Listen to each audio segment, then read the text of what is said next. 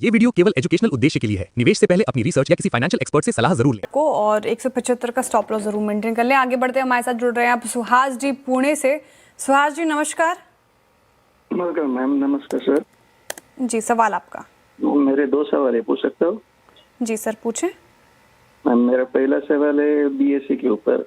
वो 75 क्वांटिटीज है 4388 के बाय से।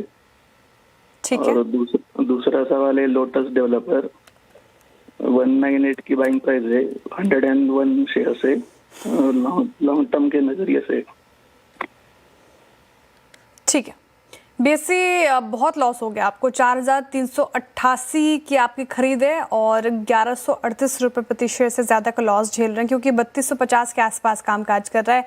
और इसमें और गिरावट की आशंका, जिस तरीके से कैश के बाद एक वॉल्यूम में असर पड़ा है, तो बीएससी मार झेल रहा है। उसकी चार्ट्स क्या इंडिकेट कर रहे हैं ओम जी? इनका लॉन्ग टर्म नजरिया है, बहुत लॉस हो गया बीएससी में। जी बिल्कुल।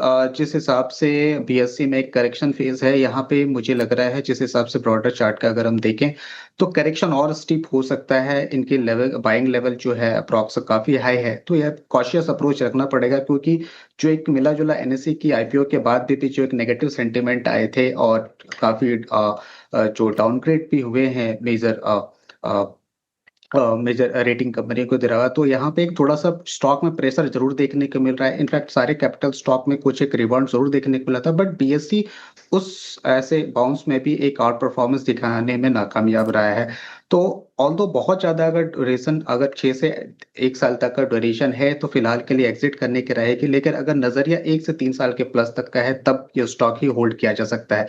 लेकिन अगर शॉर्ट टर्म की बात करें तो इसमें पेन और गहराता हो जा सकता है।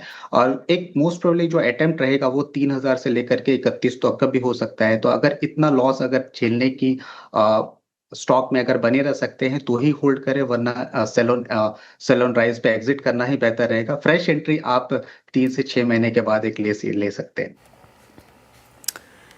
सेल ऑन राइज की स्ट्रैटेजी अपनानी है। थोड़ा पेन और देखने को मिल सकता है बीएससी में, उसके बाद फ्रेश बाइंग की सलाह होगी, तो फिर आप एक अपडेट ले लीजिएगा। दूसरा इनका प्रश्न है श्री